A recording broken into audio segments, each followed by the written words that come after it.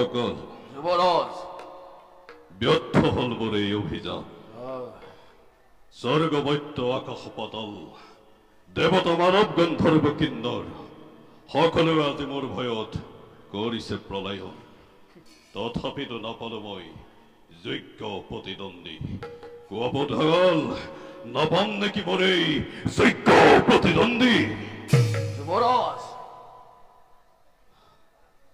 কোৱা মহাকাল যুবরাজ আমার বীরত্ব আমার পরাক্রমত কম্পিত আজি দেবতা মণ্ডলী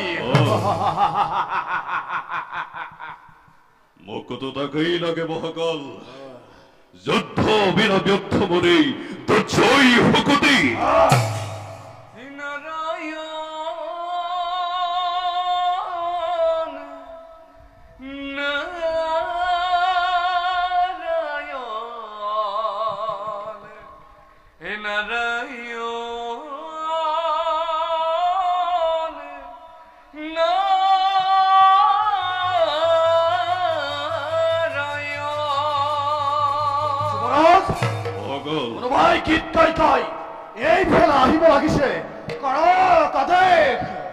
মহাকাল নহয়তো দেৱতা দেৱৰ্ষি নাৰদ দিব পাৰে বাতৰি আপোন ইচ্ছাতে যোৱা লৈ অনা সন্মানে মোৰ কাষত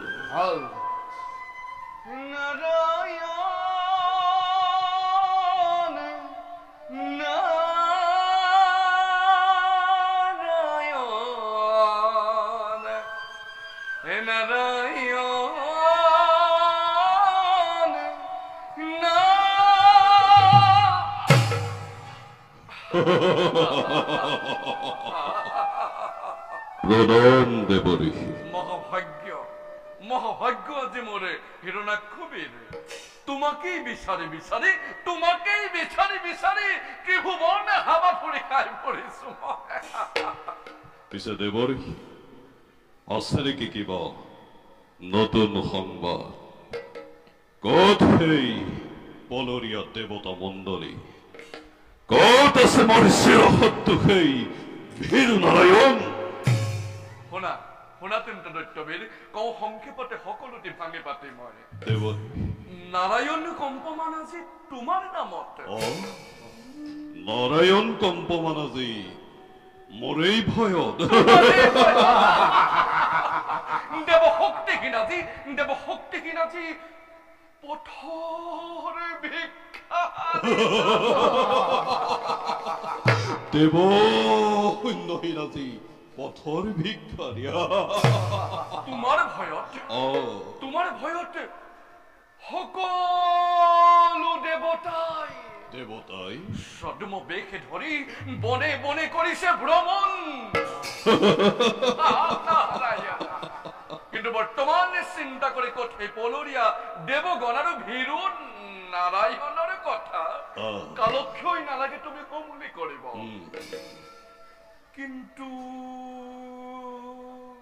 কিন্তু কি দেবৰ্ষি কিন্তু স্বচক্ষে দেখিলো মই এক বীৰেন্দ্ৰ কেশৰী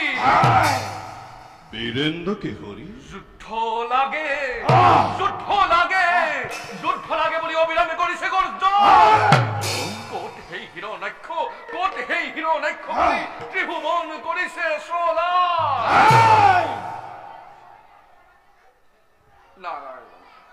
কি কলা দেবৰ্ষি নগ্নৰ যক্ষ ৰক্ষ গন্ধৰ্ব কিন্নৰ সকলোৱে মোৰ ভয়ত আজি কৰিছে প্ৰলয় তেনেস্থলত এটি ক্ষুদ্ৰ বৰাহে যুদ্ধ আহ্বানিছে এই হিৰণ্যাক্ষৰ সবে সামান্য বৰাহীটো নহয় কদাপি নাগ যক্ষ ৰক্ষ সকলোকে পৰাস্ত্ৰ কৰি পাতালত কৰিছে সি প্ৰৱেশিনীৰ ভয়ে পাতালত কৰিছে প্ৰৱেশ আৰু তোমাৰ বোলে সেই পৰমা সুন্দৰী তোমাৰ সেই পৰমা সুন্দৰী ধৰিত্ৰীক কি দেবৰ্ষি ধৰিত্ৰীক পত্নী ৰূপে পাব বিচাৰে তোমাৰ এই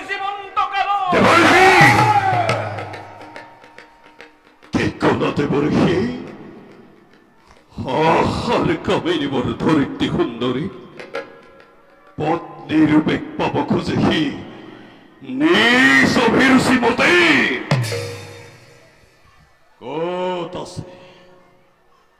কত আছে দিয়া দেখুৱাই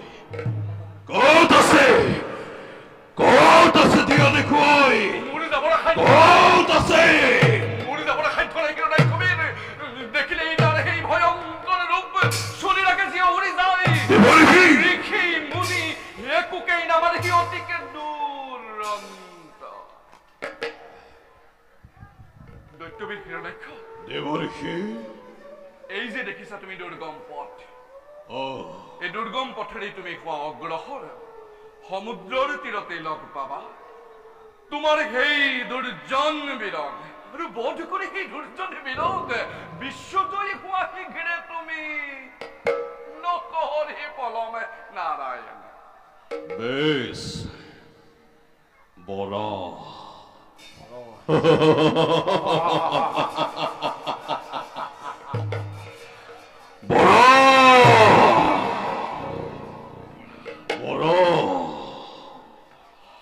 বেশ সাউথেন্তে কোন সেই দুৰন্ত বড়া বড়া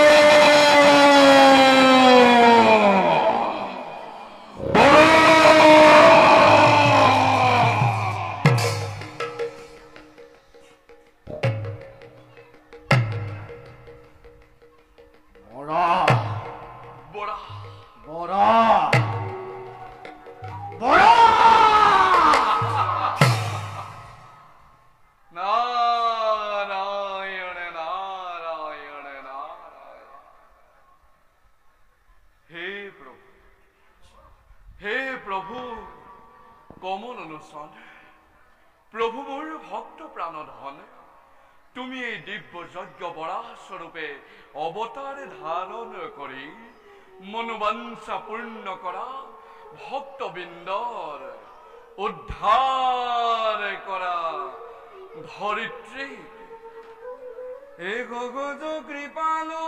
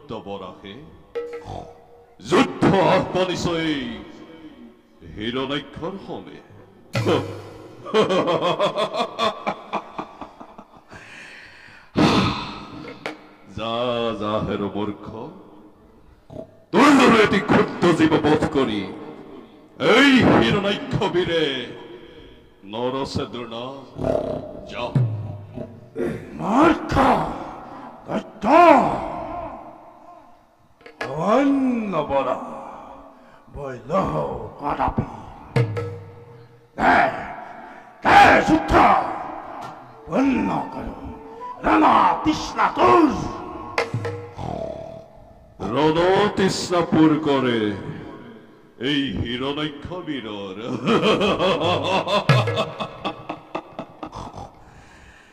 বেশ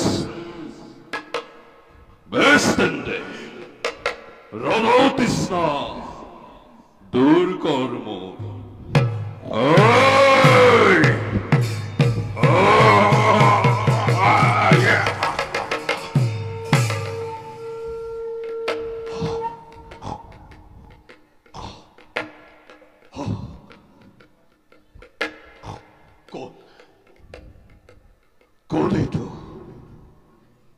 দুরন্ত বড়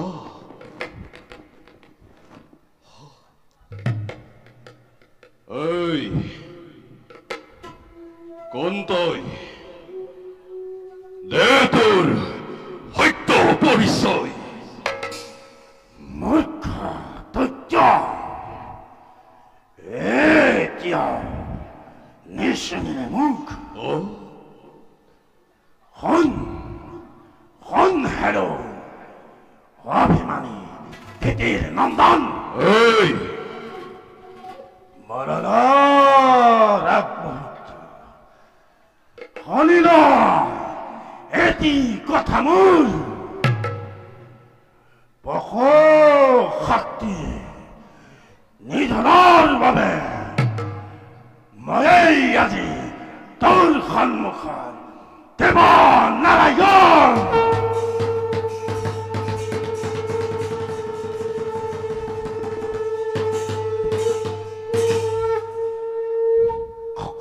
নারায়ণ বেশ যোগ্য প্রতিদ্বন্দ্বী মোর মেলিছে ভাগ্য দে যুদ্ধ নকরি পলম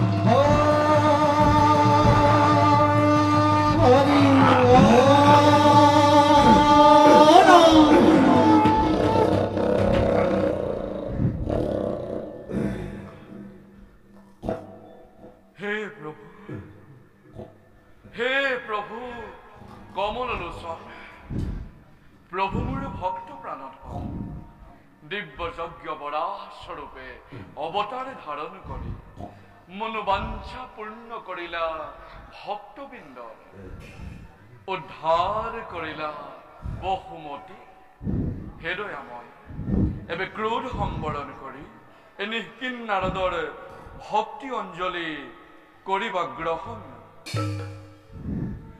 দিব যজ্ঞ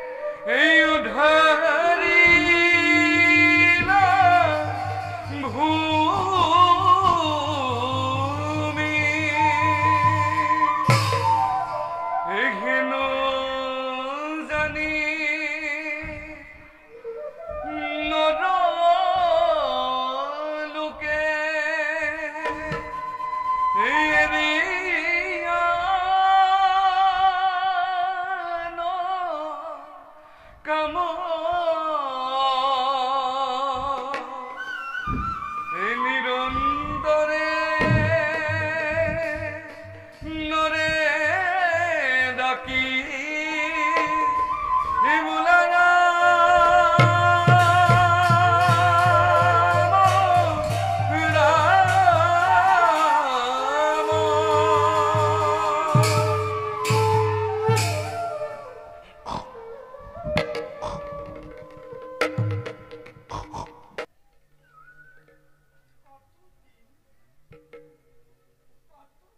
পাৰ হৈ গ'ল এতিয়া উভতি নাহিল স্বামী সৰু মোৰ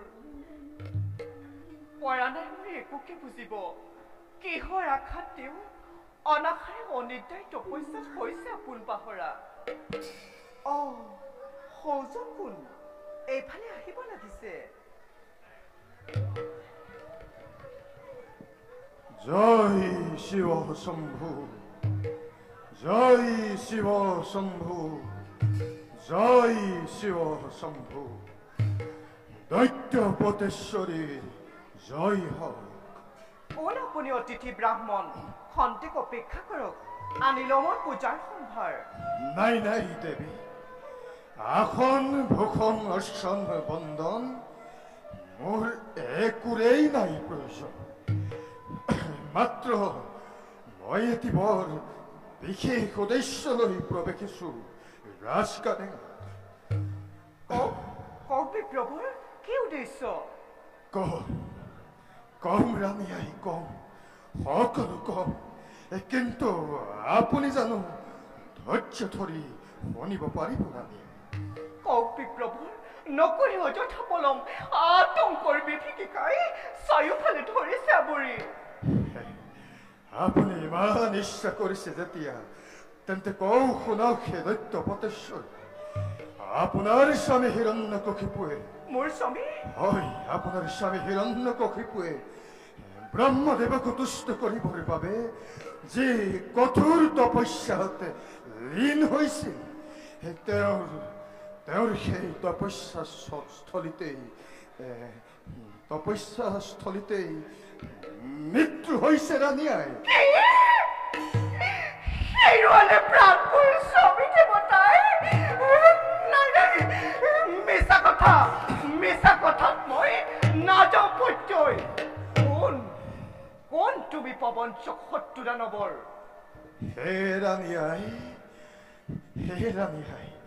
আপুনি এবাৰ ভালদৰে ভাবি চাওক বিপ্ৰৰ মুখে অসত্য বচন কদাপিতো নহয় প্ৰকাশ স্বচক্ষে মই কৰিলো প্ৰত্যক্ষ ব্ৰহ্মদেৱক কঠোৰ সাধনাত লীন হবলৈ গৈ তেওঁ পাহৰি পেলালে তেওঁৰ সকলো জ্ঞান আৰু বৰ্তমান তেওঁ সমস্ত শৰীৰ পৰুৱাই খাই অস্থি চন্দ্ৰ সকলোবোৰ শেষ কৰি পেলালে ৰাণী আই কি শুনালে স্বামীৰ অবিকনে মই কিবা দৰে কটাম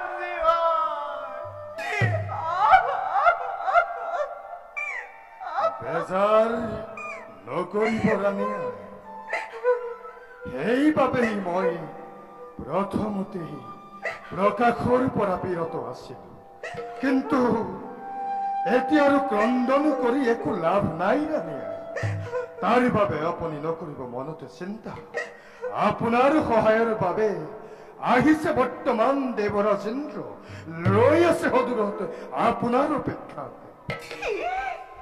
দেৱৰাজ ইন্দ্ৰ মোৰ চাপিছে ওচৰ সেইদেৱ নাজানেনে আপুনি দানৱৰ চিৰশত্ৰু স্বৰ্গৰ সেই দেৱ পুৰন্দৰ শত্ৰু হৈ দেৱতাই দানৱৰ মংগল কামনা নকৰে কদাপি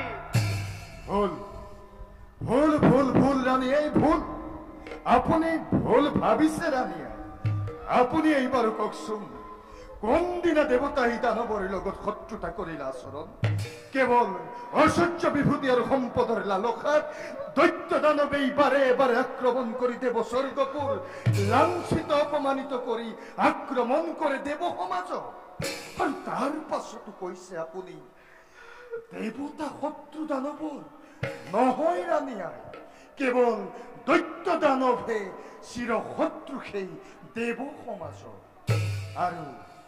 অতপৰে আপনি যাক বিপ্ৰ বিপ্ৰ বলি কৰিছে সম্বোধন, তেওঁ তেওঁ তেওঁ নহয় বিপ্ৰৰাণীয়ে, তেওঁ এই সেই দেৱ পুৰন্দৰ।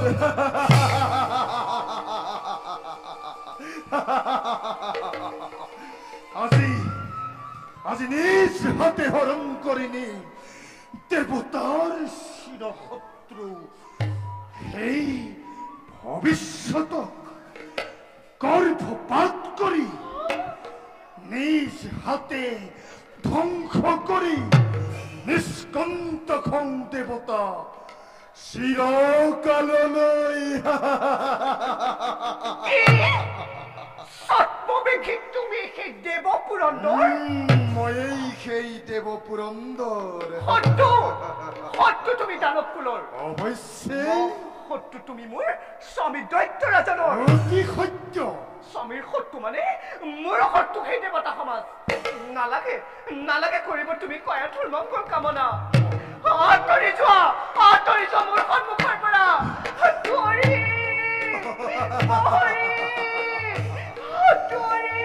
ইমান সহজ? মাতা মাতা মাতা, উচ্চস্বৰে মাতা। প্ৰহৰী দুৱৰী মানে আছে, সকলোকে মাতা। নাহে আজি দেৱেন্দ্ৰৰ হাতৰ পৰা ৰক্ষা কৰিবলৈ তোমাক।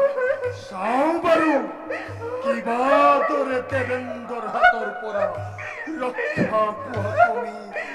আহা আহা দেৱী, নকৰি অযথা বিলম্ব, বলাই বৃক্ষণে অংগৱতী কৰে। মাতা উচ্চস্বৰে মাতা। প্ৰহৰী দুৱৰী।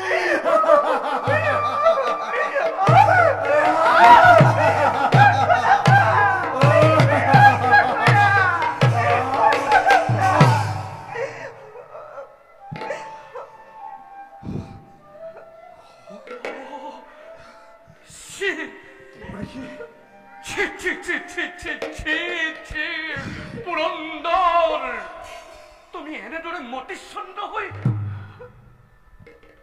পৰ স্ত্ৰী হৰণ কৰিছা বলেৰে? এনে কাৰ্য তোমাৰ বাবে অতি অশুভনীয় পুৰন্দৰ। দেৱঋষি দেৱঋষি, ভালদৰে প্ৰত্যক্ষ কৰক দেৱঋষি। আপুনি প্ৰথমে কোন এই নাৰী শত্ৰু, দানৱৰ চিৰশত্ৰু হিৰণ্যকশিপু আৰু দৈত্য সমাজ, আৰু তাৰেই পত্নী এই কয়াটো সুন্দৰী।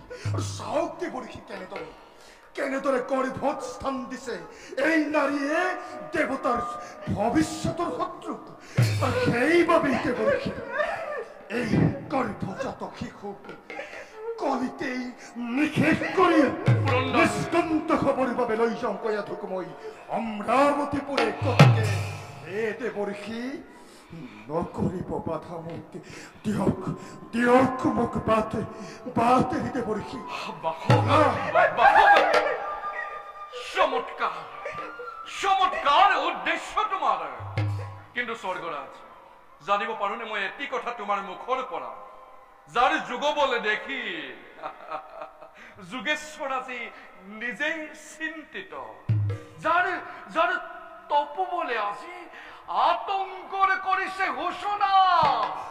এনেখন দৈত্যবীৰ হিৰণ্যকশিপু ইমান সহজতে লীন যাব পাৰে ধৰাৰ বক্ষতে?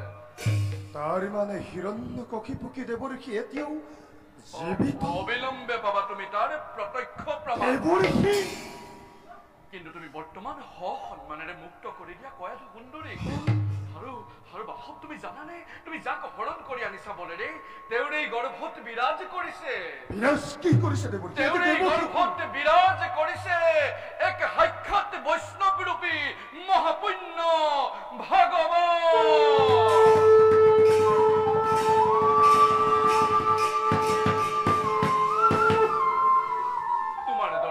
তোমাৰ দৰে লক্ষ লক্ষ ইন্দ্ৰৰ ব্ৰজৰ প্ৰহাৰে নোৱাৰে ৰুধিব এই বৈষ্ণৱৰূপী মহান বালকক।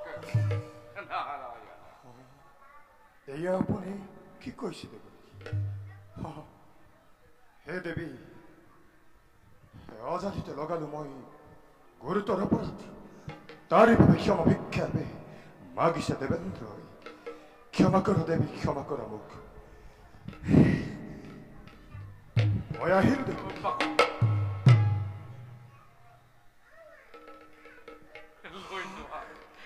লৈ যোৱা বাসৱ তোমাৰ আপোনাৰ যোৱা যোৱা বে নকৰি পলাও। যোৱা যোৱা বাসৱ।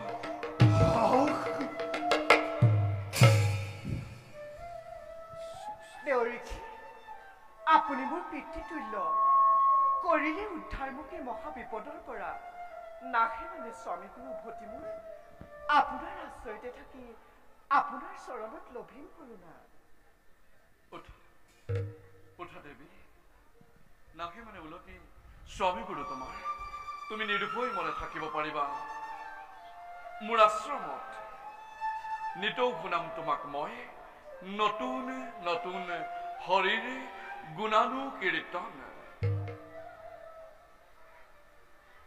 বাৰু দেৱী, হৌ আছো দিনমণি অস্ত্ৰাচলে কৰিছে গমন। গতিকে আমি ইয়াত সময় নষ্ট নকৰো, বলা আশ্ৰমলৈকে যাত্ৰা কৰো। বলক দেউৰীক্ষী। হৰি নামে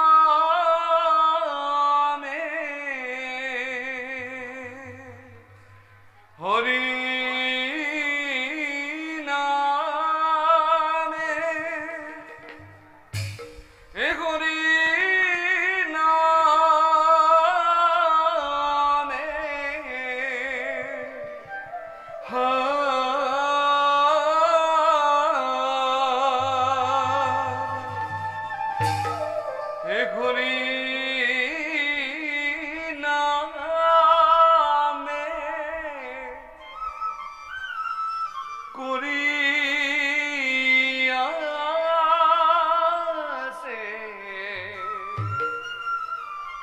জগত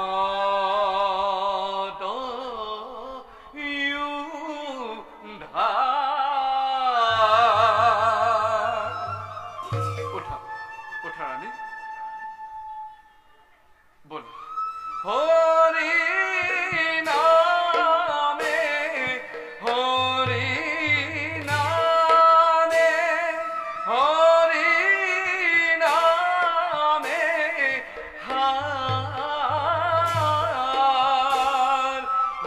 হৰি নামে কৰি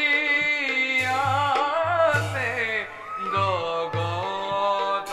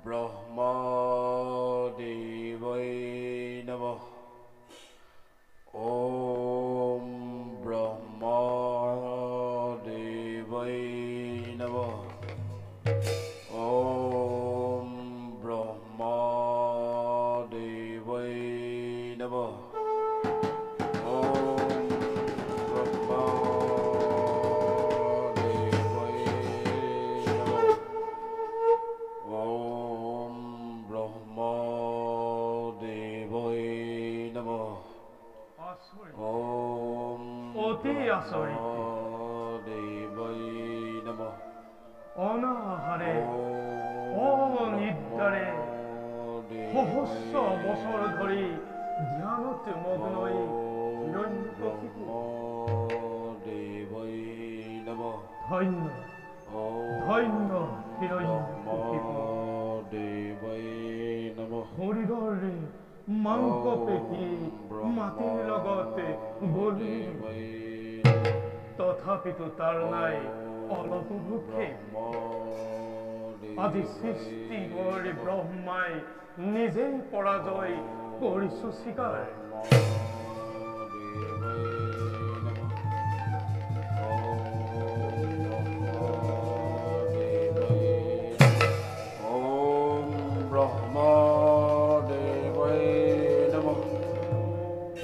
Om Brahma সেৱা ওম কোনে মোৰ তপস্যাত জন্মালে ব্যাখ্যা কোন চক্ষু মেলা বৎস সহস্ৰ বছৰ ধৰি তুমি যাক কৰি আছা ধ্যান তেৱেই মই সৃষ্টিকৰ্তা ব্ৰহ্মা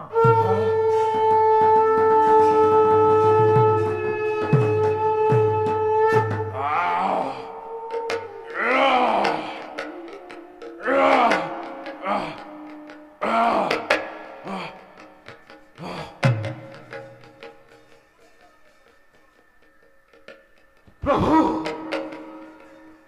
হে হিৰণ্যৰ প্ৰাণৰ দেৱতা হে অধমৰ হতকোটি প্ৰণিপাত কৰিব গ্ৰহণ প্ৰভু ওধা দৈত্যপতি কোৱাচোন দৈত্যপতি অত বছৰে তুমি কিহৰ উদ্দেশ্যে কৰিছা তপস্যা হে হিৰণ্যৰ প্ৰাণৰ দেৱতা নকলেও বুজিব পাৰিছো তুমি মোৰ মনৰ কথা হে প্ৰভু অমৰত্ব বৰ মোক কৰক প্ৰদান অমৰত্বৰে বাহিৰে যিহকেই বিচাৰা দিম মই দিলো প্ৰতিশ্ৰুতি তেন্তে প্ৰভু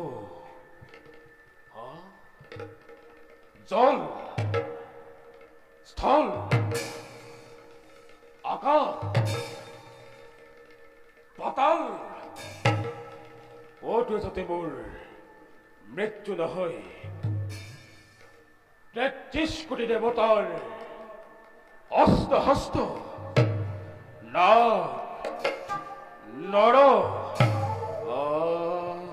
গন্ধৰ্ব কিন্নৰ পক্ষু পক্ষী আন কি নালাগে প্ৰভু প্ৰভু পাতালৰ ভুজংগমেও যাতে ভেদিব নোৱাৰে মোৰে দৈত্যই হৰিৰ প্ৰভু গৃহৰ ভিতৰত কিম্বা গৃহৰ বাহিৰত দিন অথবা ৰাত্ৰি অথবা গভীৰ নিদ্ৰাত ক'তোৱে যাতে মোৰ মৃত্যু নহয় এই বৰকে হিৰণ্যই কৰিছে কামনা যদিও দুৰ্লভ বৰ কৰিছা কামনা তথাপিতো অকপতে দিলো মই মনৰ বাঞ্ছা পূৰ্ণ হওক ভাল প্ৰভু তথাস্তু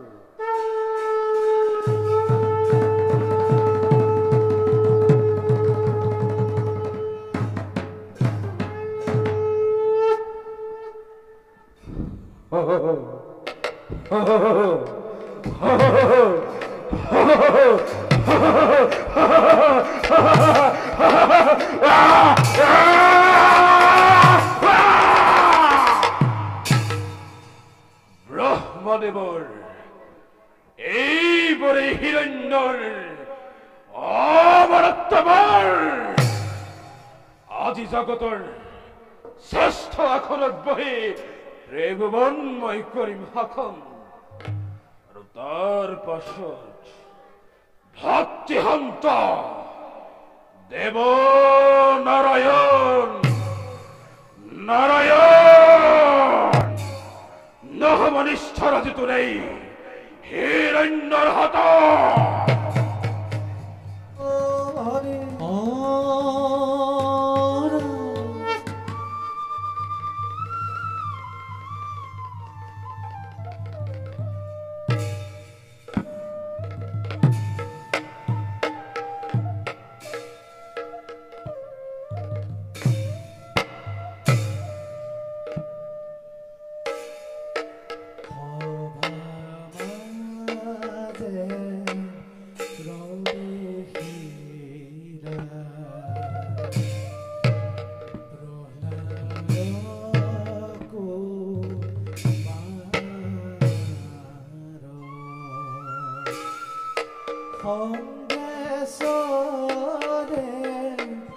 Don't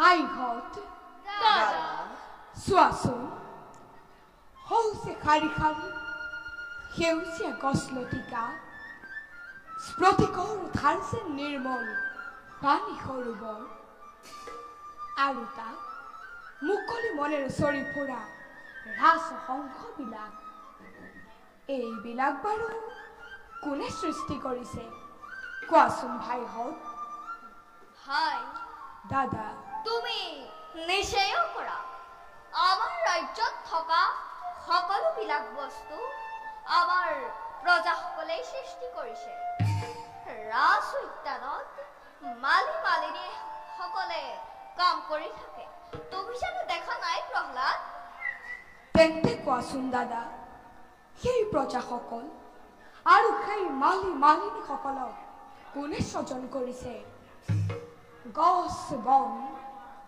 পশু পক্ষী এই সকলোকে স্বজন কৰা এজন গৰাকী আছে তেওঁকেই দাদা ঈশ্বৰ বোলে বাৰু বাৰু সেইবোৰ কথা এতিয়া বাদ দিয়া চোৱা বিলত চৰি থকা হাঁহবিলাকক এটা এটাকৈ কাৰেৰে বিন্ধি কিমান যে ভাল লাগিব নহয়নে বন্ধুহঁত ঠিকেই কৈছা ককাই মইতো ধনুকাৰ লৈ আহিছো ভাই প্ৰহ্লাদ তুমিও নিজৰ ধনুকাৰ লৈ আহা আমি চিকাৰলৈ যাওঁ ভাইহঁত মৃগে কৰা আৰু বনৰ পশু পক্ষী বধ কৰা মহাপাপ তোমাক মোক যিজন ঈশ্বৰে স্বজন কৰিছে সেই পশু পক্ষীবিলাককো তেওঁই স্বজন কৰিছে গতিকে ঈশ্বৰে স্বজন কৰা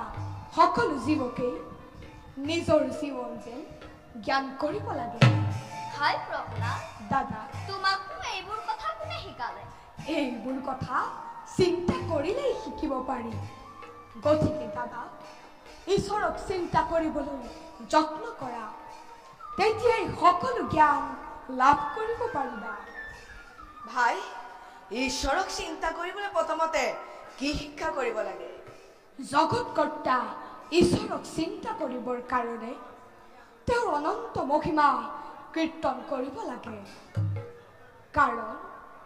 কাৰণ হৰি নামৰ বাহিৰে এই জগতত কোনো বস্তুৱেই ঈশ্বৰক পাব নোৱাৰি পবিত্ৰ হৰিনাম গাবলৈ সকলোৱে শিক্ষা কৰা ঈশ্বৰে আমাক কৰুণা কৰিব। ভাই প্ৰহ্লাদ, দাদা তুমিনো হৰি নাম গাবলৈ ক'ত শিকিলা? তোমাক কোনে শিকালে? দাদা হৰি নাম গাবলৈ কোনেও শিকাব নালাগে। শুদ্ধ মনে শুদ্ধ চিত্তে ঈশ্বৰক ভাবিব পাৰিলে তেওঁৰ অনন্ত মহিমা কীৰ্তন আপোনা আপুনি ওলাই আহিব। ভাই সেইকাৰণে সকলোৱে তুমি মাজে মাজে হৰি কীৰ্তন কৰা। ভাই হল এতিয়া ইয়াত কথা পাতি থাকিলে মৃগয়া কৰা সময় পাৰ হৈ যাব। ভাই প্ৰহ্লাদ, দাদা তুমি আমাৰ লগত যাবানে? যদি যোৱা বলা, নহলে ইয়াতে মন মাৰি বহি থাকা। মোক ক্ষমা কৰিবা ভাইহঁত, মই মৃগয়া কৰিবলৈ যাব নোৱাৰো। তোমালোক যোৱা, মই এই ফুলনিৰ মাজে মাজে ফুৰি ফুৰিম। ভাই প্ৰহ্লাদ, তুমি তেন্তে থাকা, আমি যাওঁ। বলা ভাইহঁত, আমি মৃগয়ালৈ যাওঁ। বলা। আহ।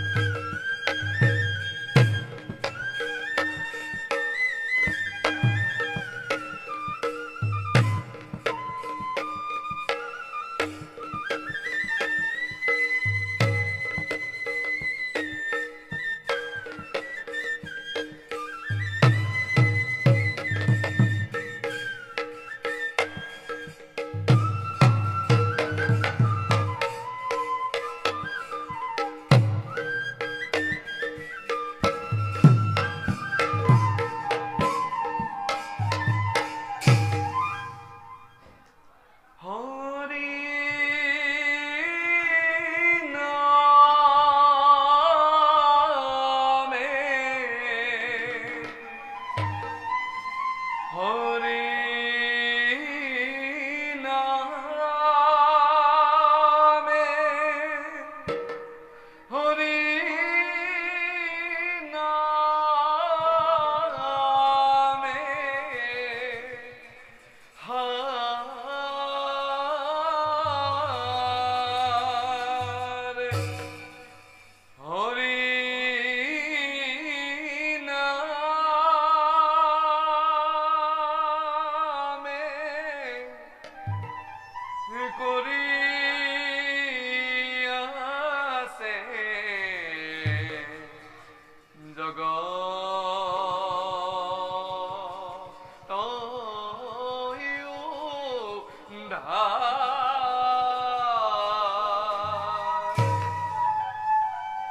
ইমান সুন্দৰী সুৰাৰো গীত।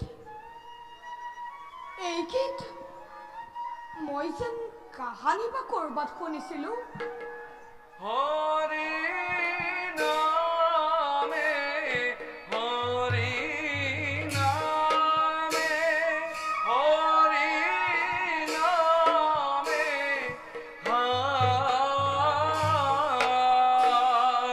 হৰি নামে কৰি আছে জগতয়ো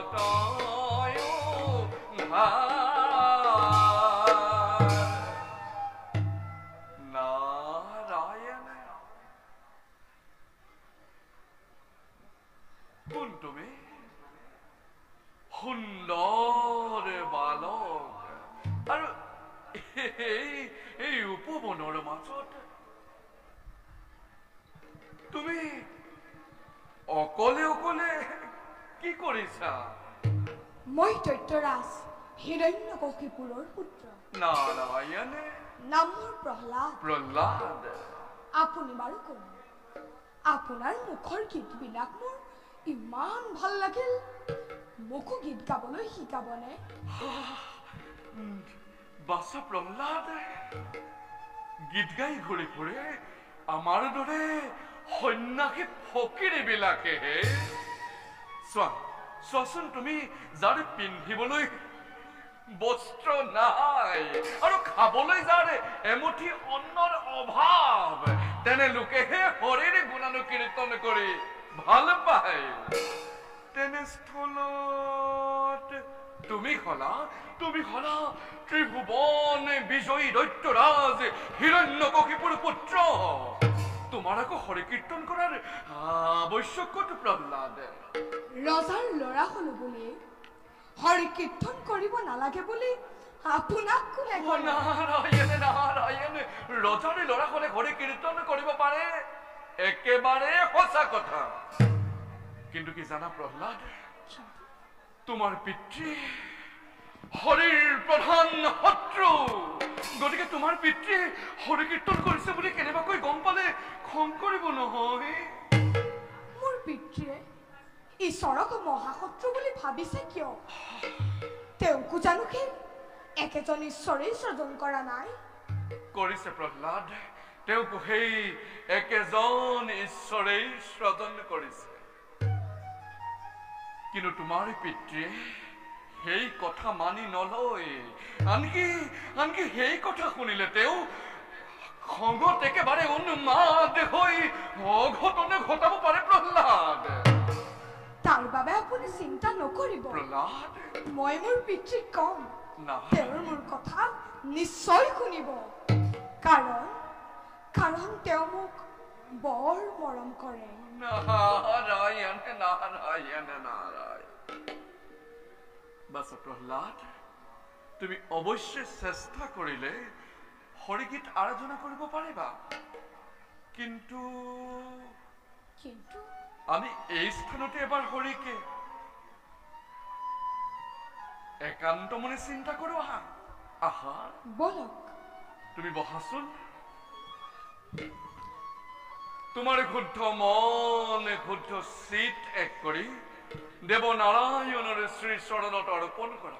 তেওঁ যেতিয়া তুষ্ট হব অৱশ্যে তোমাক সাক্ষাৎ কৰিব প্ৰহ্লাদ। এতিয়া তুমি একান্ত চিত্তে স্মৰণ কৰাচোন। ॐ নমো ভগবতে বাসুদেবায়। ওম নমো ভগবতে বাসুদেবায়। বাসা প্ৰহ্লাদ, তুমি বাৰু শংখ চক্ৰ গদা পদ্মধাৰী নাৰায়ণক সাক্ষাৎ কৰিব পাৰিছানে? নাই পৰা। তেন্তে তুমি পুনৰ স্মৰণ কৰা প্ৰহ্লাদ। ওম নমো ভগৱতে বাসুদেৱায়। ওম নমো ভগবতে বাসুদেবায়। বাসা প্ৰহ্লাদ, তোমাৰ সন্মুখত শংখ চক্ৰ গদা পদ্মধাৰী দেৱ নাৰায়ণ।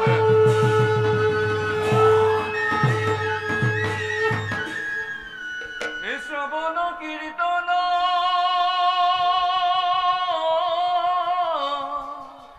স্মৰণ বিষ্ণু হে অৰ্চন পদ ঘেৱন নাইচ গহিত বন্দন বিষ্ণুত দেখা কৰাৰ পন। নাৰায়ণ আপুনি বাৰু খুৰাইক চিনি পায়নে?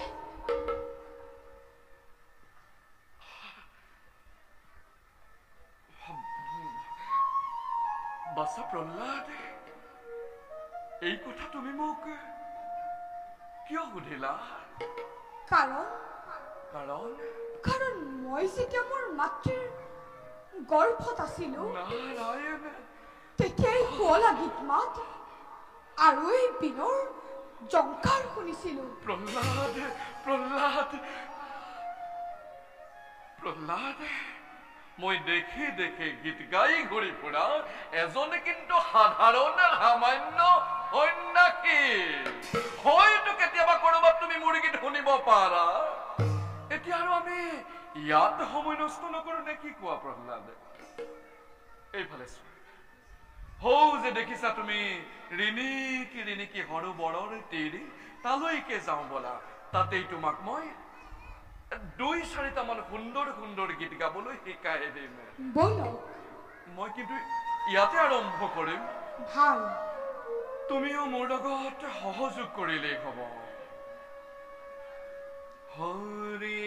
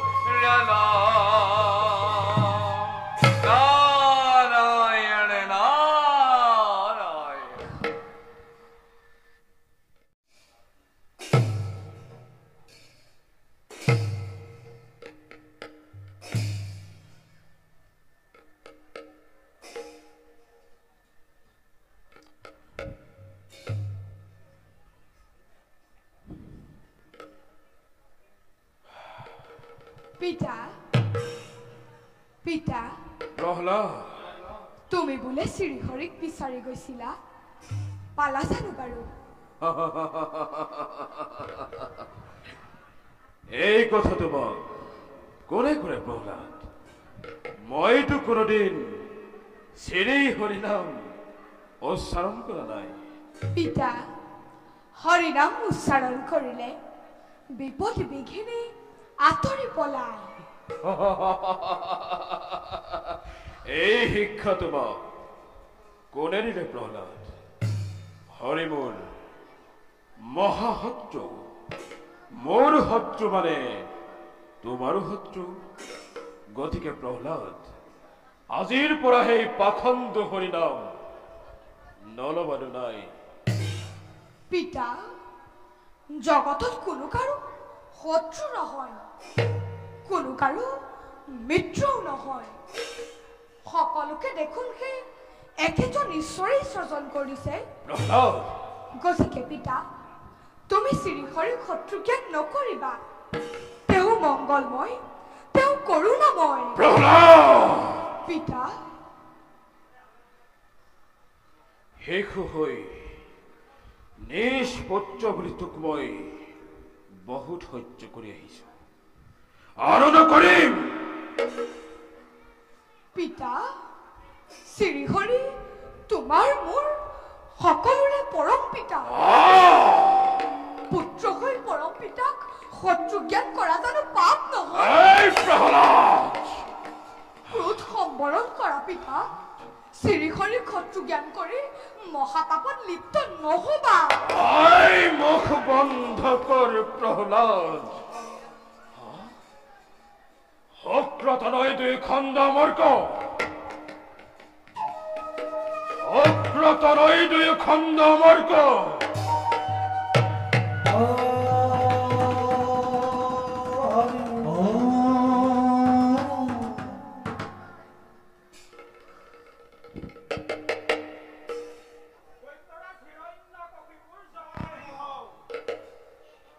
দৈত্যৰাজ কিবা হেতু মাতিলে আমাক কিবা কাৰ্য কৰিম সাধন অনাহেৰ দুই অক্ৰতনয় এই পাখণ্ডই হৰিনাম উচ্চাৰণ নকৰাকৈ থাকিব নোৱাৰে গতিকে ইয়াক ব্ৰহ্মাণ্ডই হস্তত পাৰ্গত কৰি তুলিব লাগে কোৱা পাৰিবা বালক চাৱাল আৰু নধৰিবতো আপুনি বয়স হলে বুদ্ধি হইব ভাল যোৱা লৈ যোৱাই পাখণ্ড আৰু চাবা এই যদি হৰিনাম উচ্চাৰণ কৰে তোমালোক তয়ুৰে পৰিণাম হব অতি ভয়ংকৰ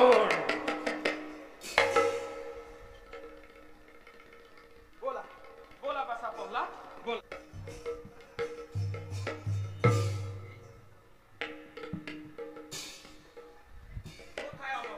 দাদা খন্দ চিন্তিত দেখি কথাটো হয় ভয় দিলো হয় পিছে যদি কামটো কৰিব নোৱাৰো তোৰে মোৰে জীৱনটো কিন্তু ধ্বংস দাদা ধৈৰ্য খুন্দা মাৰি দিব কি ধৈৰ্য দাদা ধৈৰ্য খুন্দা মাৰি দিব ৰাজৰি এই ইহঁতৰ চিঞৰ বাখৰ শুনিলো আহিছে আহিলে আহা আহা আহা আহা আহা আহা আহা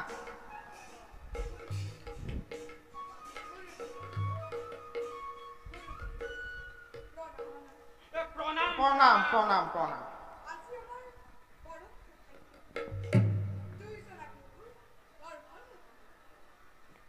ভাল কথা পিছে গুৰুৰ আদেশ মানি চলিব পৰাটোহে শিষ্যৰ প্ৰধান লক্ষণ নিশ্চয় মহামানী গুৰুজনে হৰি ভক্তি পথত আগবাঢ়িবলৈ উপদেশ দিব আমি কিয় নামানিম গুৰুদেৱ মানিবতো লাগিবই নামানিলে যে তোমাৰ পিতৃয়ে আমাৰ দুজনৰ যে শৰীৰটো খণ্ড বিখণ্ড কৰিব কথাষাৰ জানিবা বাৰু বাছা হল তোমালোক যিহেতু আমাৰ আশ্ৰমলৈ আহিলে এতিয়া আমি শিক্ষা গ্ৰহণ কৰিম একদম শাৰী শাৰীকে বহা একদম যাতে ইটো এই কেলে চাই একদম ইফালে ব তই এখিনিত ব তই এখিনিত ব শিকাই থাকিব লাগে ন তহঁতক এতিয়াহে বাৰু বাচাহত প্ৰথমতে কোৱাচোন তোমালোকে কোনে কি কৰি ভাল পোৱা গুৰুদেৱ মই মৃগয়া কৰি বৰ ভাল পাওঁ এয়াহে দৈত্য সন্তানৰ লক্ষণ গুৰুদেৱ মই হাতীৰ পিঠি উঠি বৰ ভাল পাওঁ ভাল কথা পিছে হাতী খুৰ দুডাল তুমি কোনডালে উঠিবা মুখডালেদি উঠিবা আকৌ বহা গুৰুদেৱ মই তৰোৱাল যুদ্ধ কৰি ভাল পাওঁ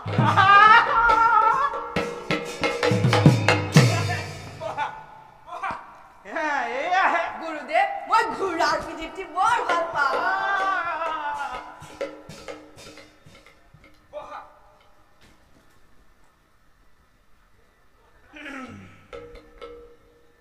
বাছা প্ৰহ্লাদ গুৰুদেৱ তুমি কি কৰি ভাল পোৱা গুৰুদেৱ মই হৰিনাম গাই বৰ ভাল পাওঁ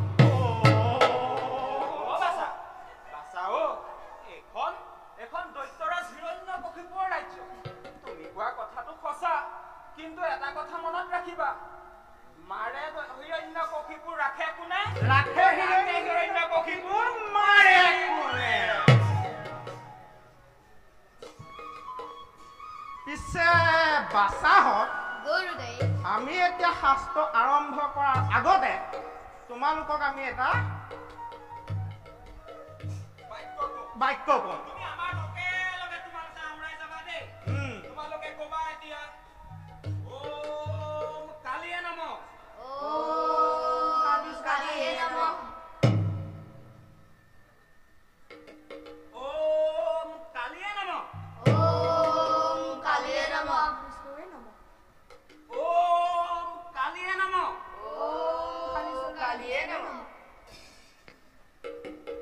ওম কালিয়ে নমঃ ওম কালিয় স্বৰূপা বিষ্ণুৱে নমঃ ওম কালিয়ে নমঃ ওম কালিয়া বিষ্ণুৱে নমঃ ওম কালিয়ে নমঃ ওম কালিয় স্বৰূপা বিষ্ণুৱে নমঃ ওম কালিয়ে নমঃ ওম কালিয় স্বৰূপা বিষ্ণুৱে নমঃ ওম কালিয়ে নমঃ ওম কালিয় স্বৰূপা বিষ্ণুৱে নমঃ ই মানে মৰিবই ইয়াৰ লগতে তোৰে মোৰে জীৱনটো ধ্বংস কৰিব বাৰু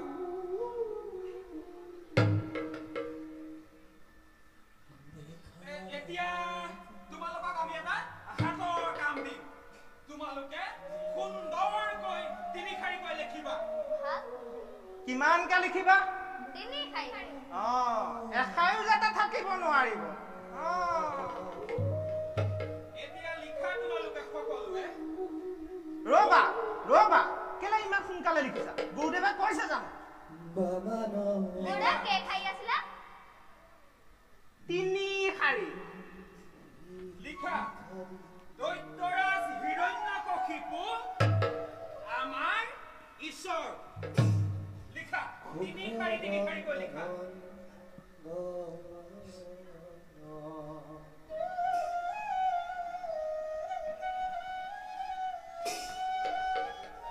শয়তান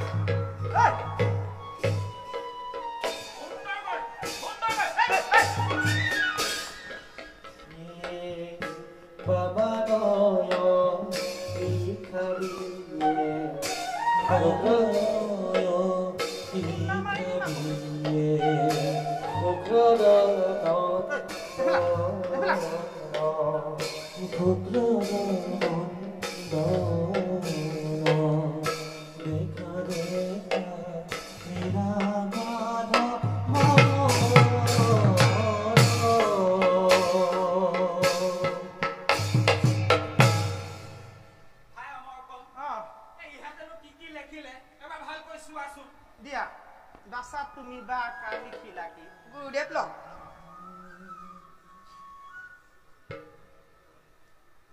দাদা খন্দ ই লিখিলে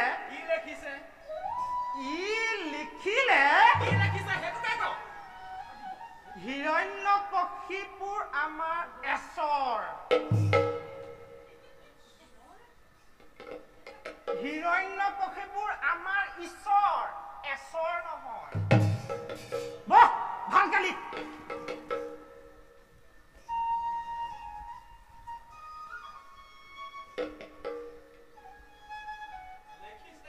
কি লিখিছে এয়াহে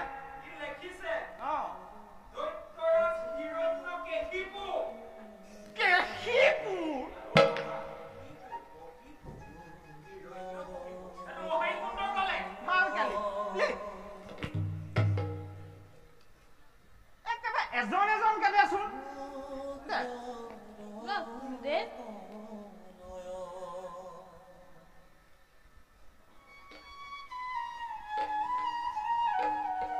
দাদা খণ্ড ই লিখিলে ই একোৱে নিলিখিলে হিৰণ্যকশিপুৰ আমাৰ ঈশ্বৰ লিখা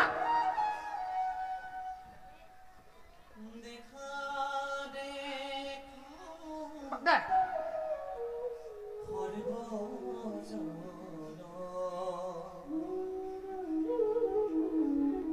দাদা খণ্ড ই লিখিলে কশিপুৰ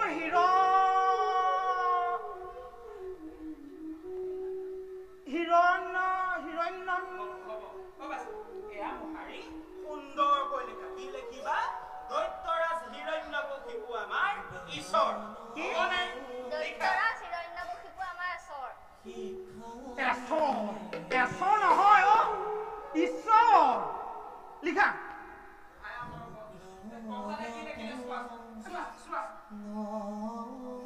বাচা পঢ়া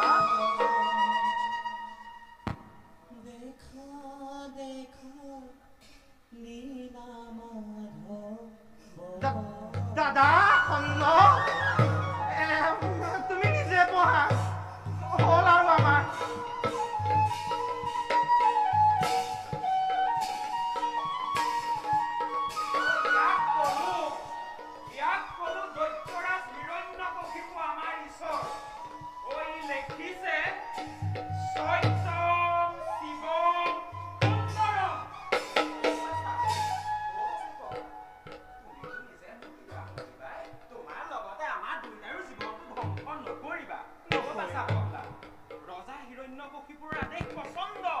তোমালোকে আমাৰ আশ্ৰমত থাকি কেৱল বামনয় শাস্ত্ৰহে অধ্যয়ন কৰিব লাগিব মনত থাকিব নে বাচাহত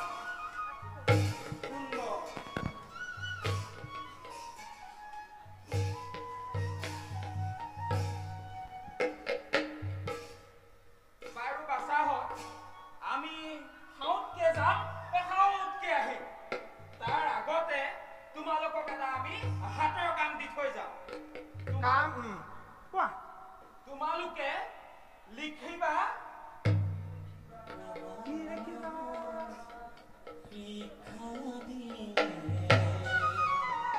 তোমালোকে লিখিবা ভগৱান আমাৰ পৰম শত্ৰু কি লিখিবা ভগৱান আমাৰ পৰম শত্ৰু ভগৱান আমাৰ পৰম শত্ৰু আমি এই যাম এই আহি দেই বাপেকে দাদা ইহঁতকতো আমি জোটনি আখৰ নিশিকালোৱে এতিয়া তোমালোকক মই জোটনি আখৰ শিকাম এতিয়া ভগৱান শব্দটো মই যুক্তাক্ষৰ ভাঙি দেখুৱাম দেই এতিয়া চাবা দেই ভগৱান ভ তিনিকুণীয়া ভ হাতীখুৰীয়া গ তিনিকুণীয়া ব এটাতো বটো ইফাল সিফাল হৈ যাব তাক এটা ঢোকা দি দিবা তাৰ পৰা কেওনে ধৰা ন পাৰিবা নহয় আমি এই যাম এই আহিম হুলস্থুল নকৰিবা দেই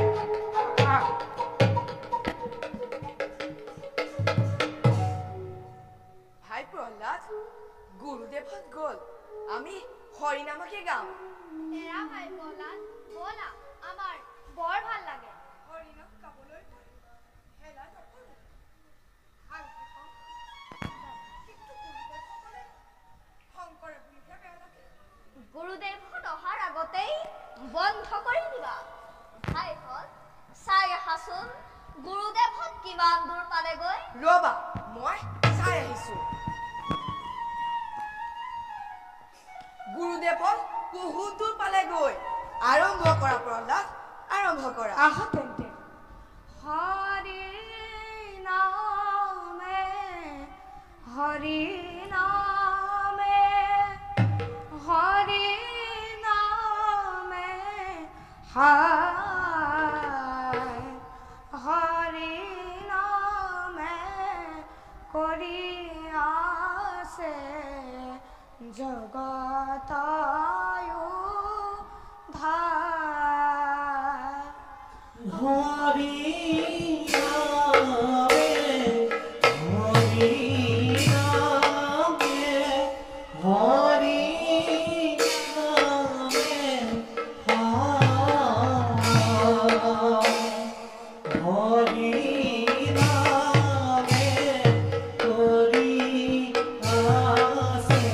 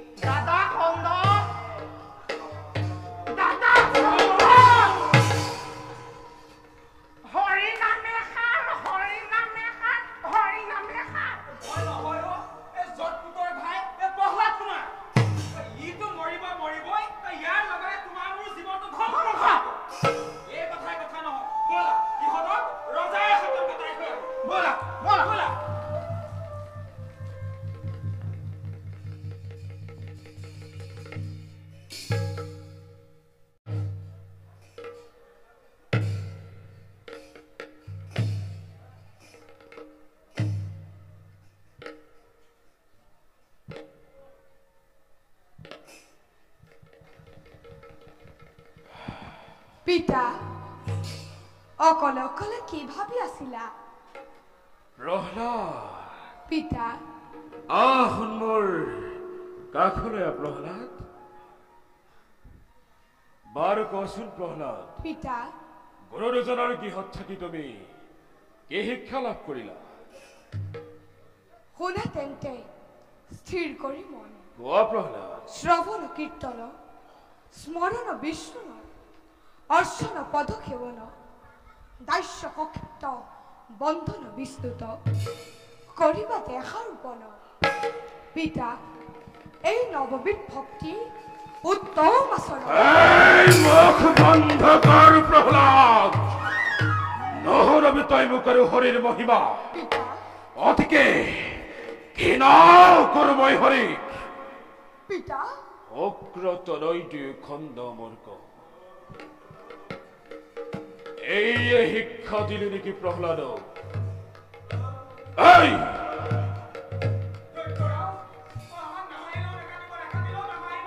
এই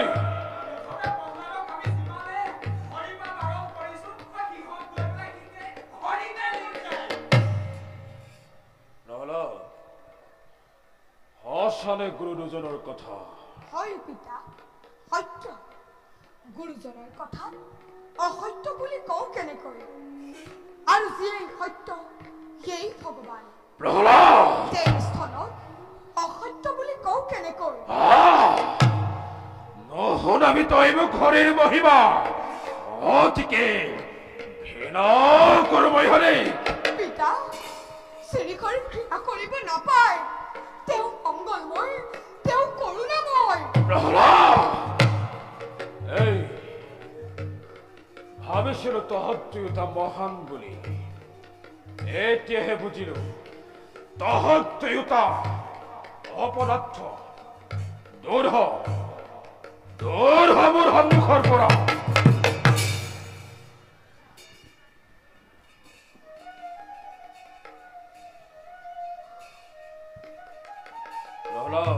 পিতা শেষো বুলি নিজ পুত্ৰ বুলি তোক মই বহু সহ্য কৰি আহিছো পুনৰবাৰ কৈছো আজিৰ পৰা তই হে পাখণ্ড হৰিনাম নলবি নাই কুলৰ কন্তক তই কালে তোৰ চাপিছে কাষ চাওঁ বাৰু তই আজি কেনেকৈ ৰক্ষা পাব পাৰ ঘাতক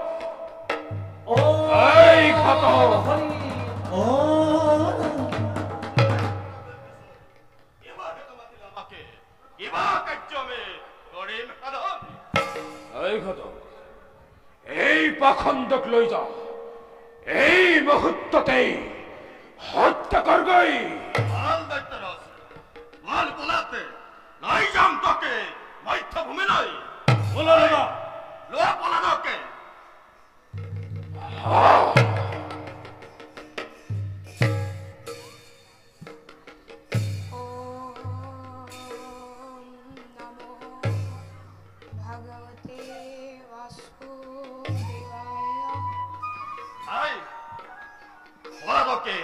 হত্যা কৰা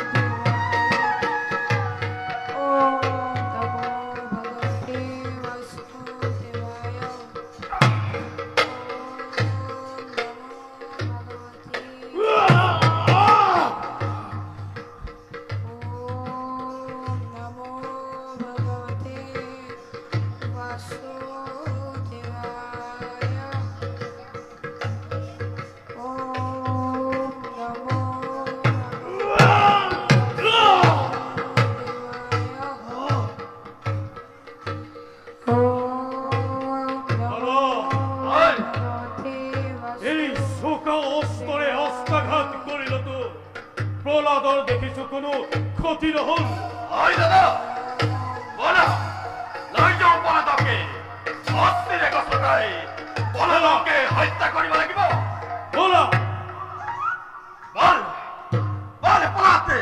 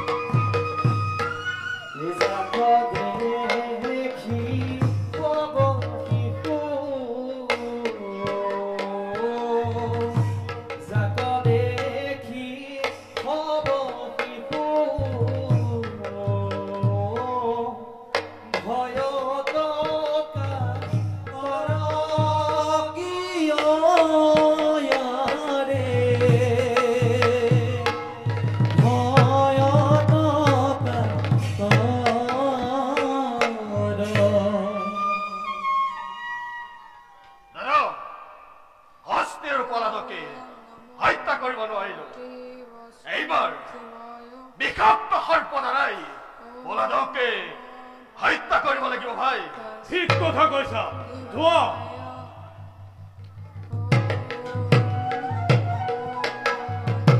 Oh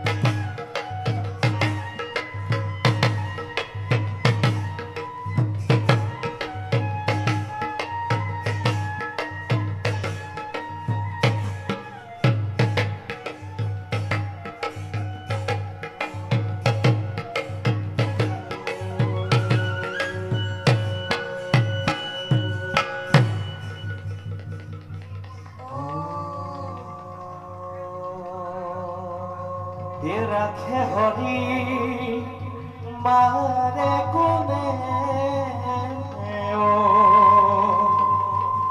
মাৰে হৰি ৰাখে কোনে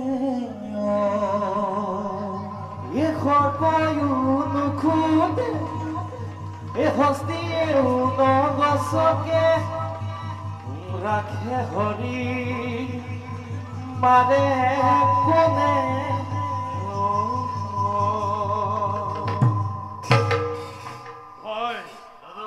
বিষাক্ত সৰ্পয়ো বিফল হল এই কথাই নহয় ভাই বলা বলা প্ৰহ্লাদক মহাৰাজৰ ওচৰলৈ লৈ যাওঁ বলা দাদা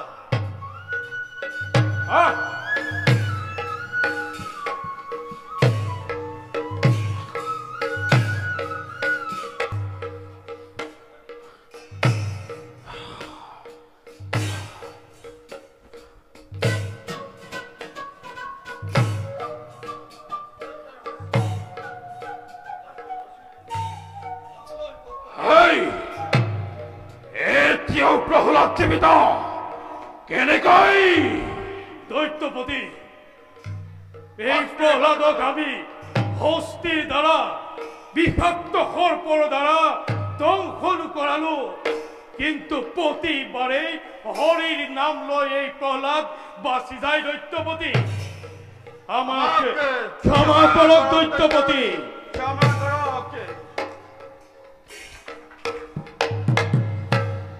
প্ৰহ্লাদ পিতা সত্য কথা ক এই ঘোৰ সংকটৰ পৰা তোক কোনে ৰক্ষা কৰি আহিছে পিতা মইতো কোনো সংকটত পৰা নাই সংকটত পৰিছা তুমি পৰম পিতা শ্ৰীহৰিৰ ওচৰত শৰণ লোৱা তেওঁ তোমাক এতিয়াও ক্ষমা কৰিব আৰু শুনা পিতা সেই শ্ৰীহৰিয়ে মোক ৰক্ষা কৰিছে প্ৰহ্লাদ পিতা বাৰে বাৰে তোক মই কৈ আছো নলবিবা খণ্ড হৰি নাম অতিকে ঘৃণা কৰ মই হৰি পিতা শ্ৰীহৰিক ঘৃণা কৰিব নাপায় তেওঁ মংগলময় তেওঁ কৰোণাময়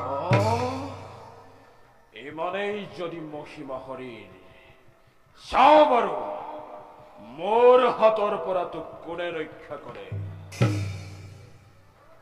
প্ৰহ্লাদ ইমানেই যদি মহিমা হৰিৰ নাহে কিয় হৰিৰ মোৰ কাষলৈ আহিব আহিব পিতা শুদ্ধ মনে শুদ্ধ চিত্তে হৰিক তুমি ধ্যান কৰা শ্ৰীহৰিয়ে দিব দৰিখন তেন্তে মই কিয় দেখা নাপাওঁ শ্ৰীহৰিক এই প্ৰহ্লাদ ক'ত ক'ত আছে তোৰ সেই শ্ৰীহৰি দে দেখুৱাই এই মুহূৰ্ততেই হত্যা কৰি পূৰ্ণ কৰিম মোৰ মনৰ কামনা পিতা সমগ্ৰ জগততে বিয়পি আছে প্ৰভু চক্ৰপাণি সমস্ত জগতত যেনেই চাওঁ তেনেই দেখা পাওঁ সৌৱা সৌৱা সৌৱা সৌৱা চোৱা পিতা সৌজ প্ৰতীক স্তম্ভৰ মাজত ৰৈ আছে দয়াময় হৰি মোৰ ফালে চাই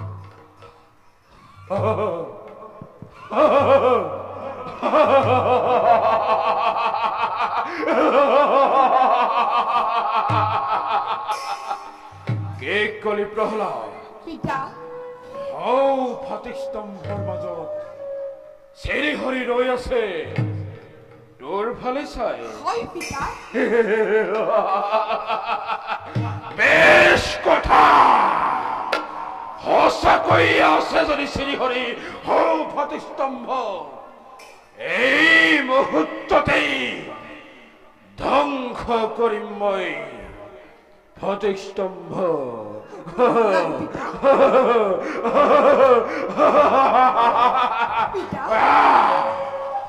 নাই পিতা প্ৰহ্লাদ পিতা পুনৰবাৰ সুধিছো তোক মই সঁচাকৈ আছেনে হৰি স্তম্ভৰ মাজত হয় পিতা সৌৱা চোৱা সৌজ প্ৰতীক স্তম্ভৰ মাজত ৰৈ আছে দয়াময় হৰি মোৰ ফালে চাই বেশ কথা আজি হিৰণ্যকশিপুৱে ধ্বংস কৰিব প্ৰতিস্তম্ভ নাই পিতা আহ নাই পিতা এই তোৰ নাই পিতা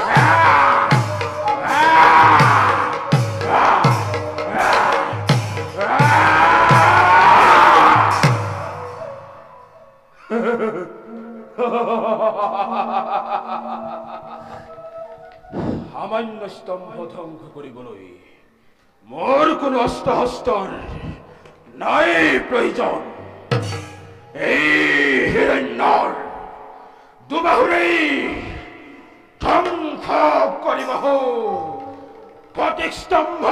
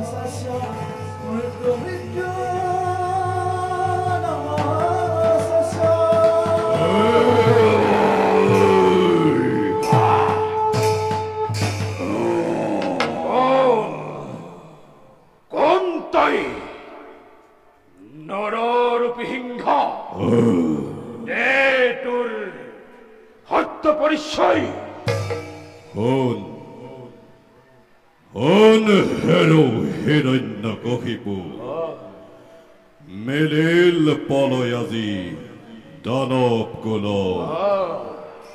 তোৰ সমে ধ্বংস কৰি দুৰ্জন দৈত্যক উদ্ধাৰ কৰিম নিজে প্ৰিয় ভক্ত বৈষ্ণৱ প্ৰহ্লাদ বেশ বেশ কথা দে যুদ্ধ নকৰি পলাও হেৰেও অহংকাৰী অভিমানী দিতিৰ নন্দন মৰণৰ আগমুহূৰ্তত শুনি লবি এটি কথা মোৰ নহে ৰাতি এটো নহে দিন নহে বাহিৰিতো নহে গৃহৰ ভিতৰ নাই চল নাই অস্ত্ৰ এই যে দেখিছ আপনা আপুনি নখ মোৰ এই নখেৰে বিদাৰি তোৰ চিৰ মুক্তি দিম মই অনায়াসে